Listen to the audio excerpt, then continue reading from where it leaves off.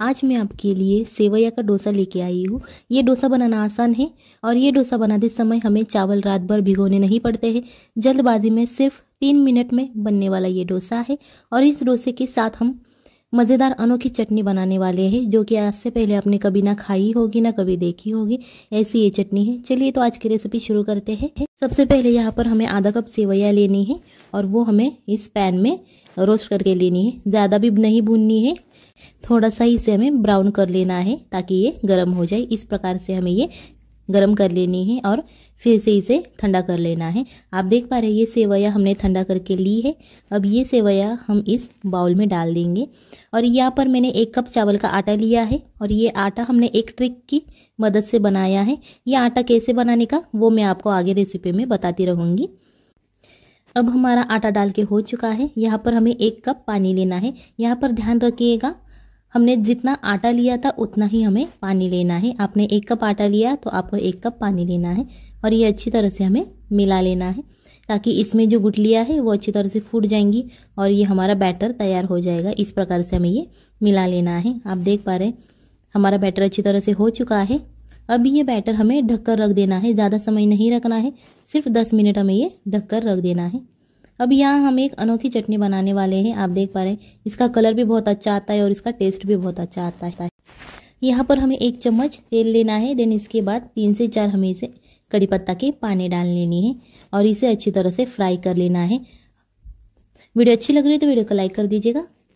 यहाँ पर हमने आधा कप उड़द दाल ली है। ये हमने कच्ची उड़द दाल ली है। देन इसके बाद हमें ये रोस्टेड चना दाल लेनी है, जो हम चिवड़ा बनाने के लिए इस्तेमाल करते हैं।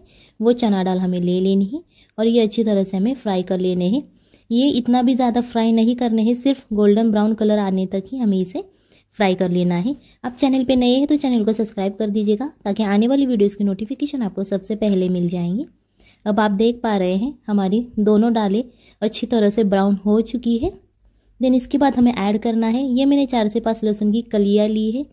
देन इसके बाद 1 काटा हुआ हमें प्याज लेना है। ये प्याज ऑप्शनल है, अगर आपको पसंद हो तो डालिए वरना अवॉइड कर सकते हैं। देन इसके बाद हमें 3 से 4 पकी हुई हरी मिर्च डाल लेनी है, क्योंकि क्या होता है इसका टेस्ट बहुत अच्छा आता है। अब हम ये अच्छी तरह से फ्राई करके ले लेंगे। आप देख पा रहे हैं अब हमारा ये फ्राई करके हो चुका है। अब इसे हमें ठंडा कर लेना है। अब हमारा ये बैटर ठंडा हो चुका है। हमने इसे मिक्सी के जार में डाल लिया है। देन इसके बाद हमें इसमें आधा कप पानी मिला लेना है। ये पानी आपके चटनी पे डिपेंड करता है। अगर आपको ज़्यादा गाढ़ी करनी हो तो कम पानी डालिएगा, पतली करनी हो तो ज़्यादा पानी डालिएगा। देन इसके बाद हमें डालना है स्वादानुसार नमक और ये अच्छी तरह से पीस लेना है। आप देख पा रहे हैं हमारा गाढ़ी चटनी तैयार हो चुकी है, क्योंकि हमने आधा कप ही पानी इसमें डाल लिया था। अब ये चटनी हम एक बाउल में निकाल लेंगे। इस प्रकार इसका कलर बहुत अच्छा आता है। यहाँ पर हमें 2 चम्मच ऑयल ले लेना है। देन इसके बाद आधा चम्मच जीरा डालना है। देन इसके बाद हमें डाल लेना है 1 चम्मच हमें सरसों डाल लेनी है। आप देख पा रहे हो वो अच्छी तरह से इसे फ्राई कर लेना है सबसे पहले। और ये आधा कप हमने उड़द दाल ली है, ये कच्ची उड़द दाल है, ये भी हमें इस ऑयल में फ्राई करनी है। देन इसके बाद हमें डाल लेना है 3 से 4 करी लीव्स डालनी है, कड़ी पत्ता, क्योंकि क्या होता है इसका टेस्ट और स्वाद बहुत अच्छा आता है, सुगंध भी बहुत अच्छा आता है। देन हमने जो तैयार किया था मसाला वो इस चटनी में डाल लेना है। आप देख पा रहे हैं और अच्छी तरह से इसे मिला लेना है। इसका टेस्ट बहुत अच्छा आता है। ये चटनी एक बार घर पर ट्राई कीजिएगा ज़रूर। अब हमने इसके ढक्कन निकाल दिया है और आप देख पा रहे हैं अच्छी तरह से हमारी सेवैया भीग चुकी है, नरम हो चुकी है। देन इसके बाद हमें ऐड कर लेना है, यहाँ पर हमें 1 बारीक कटा हुआ प्याज डालना है। देन इसके बाद बारीक कटा हुआ टमाटर डालना है और हरी धनिया डालनी है। यहाँ पर आप पुदीना भी डाल सकते हैं अगर आपको पसंद हो। देन इसके बाद 1 काटा हुआ शिमला मिर्च हमें डाल लेना है और स्वादानुसार नमक डाल लेना है। और ये सारी सब्जियाँ आपको बारीक काट के लेनी है, ज़्यादा मोटी नहीं रखनी है। और ये अच्छी तरह से हमें इसे मिक्स कर लेना है। ये चावल का आटा हमने कैसे बनाया, सो चावल ले लेना है 1 कप। यहाँ पर हमें आधा कप पानी ले लेना है और ये अच्छी तरह से मिला लेना है और इसका एक पेस्ट बना लेना है। चावल ले लेना है हमें 1 कप और आधा घंटे के लिए वो भिगो के रख देने हैं। देन इसके बाद वो चावल बाहर निकालने हैं और अच्छी तरह से सुखा लेने हैं और उसके बाद उसका आटा बना लेना है। इस प्रकार से हमने ये चावल का आटा बना के लिया था और इस प्रकार से ही हमें डोसा इस प्रकार से फैला लेना है। आप यहाँ पर बटर भी इस्तेमाल कर सकते हैं या ऑयल भी डाल सकते हैं। अब हमें ये एक साइड से अच्छी तरह से क्रिस्पी होने तक फ्राई करके ले लेना है। अगर आपके पास डोसा तवा ना हो तो आप सादे तवे में भी बना सकते हैं, सिर्फ उसमें। इस प्रकार से हमारा डोसा बनने आ चुका है। अगर आपको ज़्यादा पतला बनाना है तो आप थोड़ा पानी इसमें बढ़ा सकते हैं। यहाँ पर मैंने थोड़ा सा मोटा ही बनाया है क्योंकि इसका टेस्ट बहुत अच्छा आता है उत्तप्पा के जैसे, इसलिए मैंने मोटा बनाया है। और हमारा डोसा तैयार होने के बाद इस प्रकार से छूट जाता है, क्योंकि क्या होता है ये नॉनस्टिक का तवा है, इसीलिए ये जल्दी छूट जाता है। अगर आपका सादा तवा तो आपको थोड़ी देर लगेगी छूटने के लिए। इस प्रकार से हमारा ये जालीदार डोसा तैयार हो चुका है। यहाँ सेवैया का डोसा, ये रेसिपी घर पर ट्राई कीजिए, अपनी फैमिली को भी खिलाइएगा। देन मुझे कमेंट में बता दीजिएगा कि ये रेसिपी आपको कैसी लगी। और ये चटनी के साथ खा सकते हैं। अगर आपको ये चटनी ना पसंद हो तो आप शेजवान चटनी के साथ भी खा सकते हैं। चलिए तो फिर मिलते हैं अगली रेसिपी में, तब तक के लिए बाय बाय, टाटा। जेव्हा आपल्याकडे इडलीचा कुकर नसतो इडली बनवण्यासाठी, पण आपली इच्छा खूप असते की मऊ अशी लुसलुशीत जाळीदार इडली आपल्याला बिना इडलीच्या कुकरशिवाय कशी बनवता येईल, तेव्हा ही रेसिपी तुम्ही नक्की ट्राय करू शकता। किंवा इडलीचा कुकर असून सुद्धा तुम्ही अशा प्रकारची रेसिपी ट्राय करू शकता। खूप छान मस्त लुसलुशीत मऊ अशी इडली होतात। ही इडली बनवण्यासाठी सगळ्यात पहिल्यांदा आपल्याला इथे 1 कप दही घ्यायचं आहे। त्याच्यानंतर हे जे दही आहे ते आपल्याला छान असं फेटून घ्यायचं आहे, जेणेकरून यामध्ये ज्या गाठी आहेत त्या फुटल्या पाहिजेत आणि एकदम क्रीमी असं आपलं दही तयार झालं पाहिजे। त्याच्यानंतर यामध्ये आपल्याला 1 वाटी पाणी घालायचं आहे। पाणी जेव्हा आपण या दह्यामध्ये घालतो त्याच्यानंतर ते छान असं फेटून घ्यायचं आहे, जेणेकरून आपल्या इडली अशा फ्लफी अशा तयार होतात। त्यानंतर 1 चमचा तूप घालायचं किंवा तुम्ही ते तेलसुद्धा घालू शकता, जेणेकरून इडलीला असा मऊपणा येतो, इडली आपली ड्राय बनत नाही। जर तुम्ही यामध्ये तेल किंवा तूप घातलं नाही तर तुमच्या ड्राय अशा इडल्या तयार होतील। सो त्याच्यासाठी तुम्हाला इथे तेल किंवा तूप वापरायचं आहे।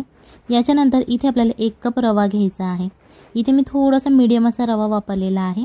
जर तुमच्याकडे एकदम जाड असा रवा असेल तर तो तुम्ही मिक्सरमध्ये बारीक करून घेऊ शकता। आणि आपण जे दह्याचं पाणी केलेलं आहे त्या पाण्यामध्ये आपल्याला हा रवा घालून घ्यायचा आहे। या रव्याची जी क्वांटिटी आहे ती कमी जास्त होऊ शकते।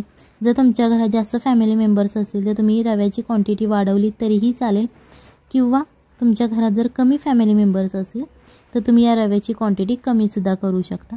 सगळ्यात पहिल्यांदा अशा प्रकारे तुम्हाला हा रवा या पाण्यामध्ये मिक्स करायचा आहे। इथे तुम्हाला पाण्याचं प्रमाण लक्षात ठेवायचं आहे। जर तुम्ही 1 कप रवा घेतला असेल तर तुम्हाला 1 कप पाणी घ्यावं लागेल। हां, पण तुम्हाला 1 कप पाणी केव्हा घ्यायचं आहे, जेव्हा तुमचा रवा एकदमच जाड असेल तेव्हा तुम्हाला घ्यायचा आहे। सो 1 वाटी रवा घेतला म्हणजेच 1 वाटी पाणी घ्यायचं असं नाही। तुम्ही यामध्ये थोडं थोडं पाणी घालत आपल्या अंदाजानुसार हे पीठ मिक्स करून घ्यायचं आहे। याच्यानंतर चवीप्रमाणे आपल्याला मीठ घालायचं आहे। व्हिडिओ आवडत असेल तर व्हिडिओला लाईक करा आणि जर मी चॅनलवरती नवीन असाल तर चॅनलला सबस्क्राईब करा, जेणेकरून येणाऱ्या नवनवीन व्हिडिओजचे अपडेट तुम्हाला लगेच मिळतील। सो अशा प्रकारे आता हे आपलं मिक्स करून झालेलं आहे पीठ।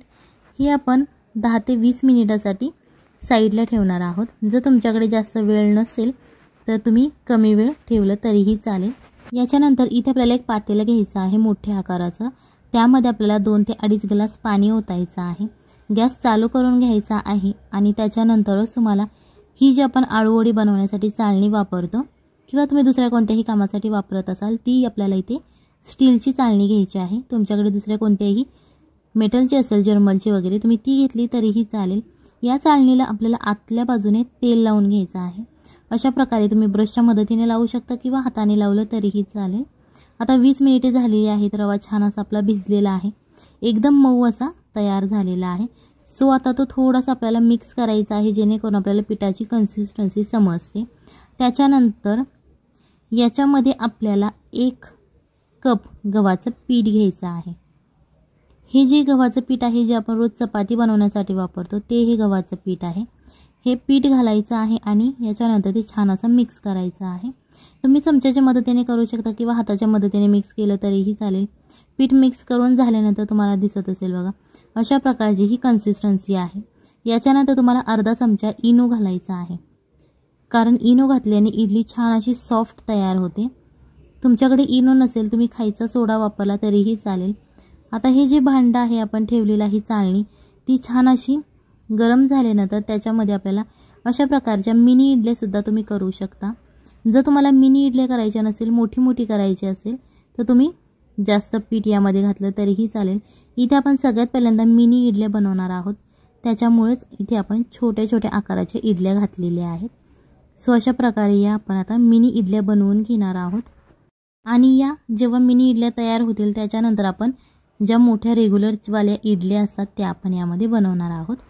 लहान मुलांसाठी या मिनी इडल्या खूप छान असतात, त्यांना दिसायलाही खूप छान दिसतात त्या, आणि लहान मुले आवडीने खातात किंवा त्यांना अशा नवीन नवीन वस्तूंची म्हणजेच पदार्थांची खूप त्यांना आवड असते। नवीन एखादं इंटरेस्टिंग, दिसायला छान आणि चवीलाही छान असणारी गोष्टी त्यांना खूप आवडतात। सो तुम्ही ही रेसिपी एकदा नक्की घरी ट्राय करा, आपल्या फॅमिलीला खाऊ घाला आणि मग मला कमेंटमध्ये सांगा कशी झाली होती। अशा प्रकारे आपण जेवढे यामध्ये आकार आहे, जेवढी जागा आहे त्याप्रमाणे तुम्ही इडल्या घालू शकता। तुमच्या इच्छेनुसार आहे, कमी जास्त कसंही घालू शकता। जेव्हा आपल्या इडल्या शिजून होतात त्याच्यानंतर यावरचं झाकण काढायचं आहे, तुम्हाला दिसत असेल। अशा प्रकारे तुम्ही टच करून बघू शकता की आपली इडली शिजली आहे की नाही। जेव्हा इडली शिजून जाते तेव्हा आपल्याला गॅस बंद करायचा आहे। ह्या ज्या इडल्या आहेत, आता तुम्हाला प्रश्न पडला असेल की या इडल्यात आपण कशा काढायच्या। काढायला काहीच अवघड नाही, अजिबात त्या इडल्या तुटत सुद्धा नाहीत काढताना। अशा प्रकारे सॉफ्ट आणि स्पंजी अशा आपल्या इडल्या तयार होतात। ही रेसिपी एकदा नक्की घरी ट्राय करा। हे तुम्ही चटणी बरोबर खाऊ शकता किंवा अशीच कोरडी खाली फ्राय करून तरीही चालेल। अशा प्रकारे छोटंसं असं चमचा घ्यायचा आहे, तुम्ही उलथणं घेऊ शकता आणि त्या उलथण्याच्या मदतीने तुम्हाला या इडल्या काढून घ्यायच्या आहेत। या तुम्ही थंड झाल्यावर सुद्धा काढू शकता, गरम गरम काढल्या तरीही चालतील, काहीच प्रॉब्लेम नाही। फक्त थंड झाल्यानंतर काढा, जेणेकरून तुम्हाला ह्या इडल्या काढताना भाजणार नाही आणि छान अशा सुट्ट्या होतील। गरम गरम थोड्याफार त्या चिकटल्या जातील, कारण नेहमीच्या ज्या सुद्धा आपल्या इडल्या असतात त्या सुद्धा गरम गरम चिकटल्या जातात।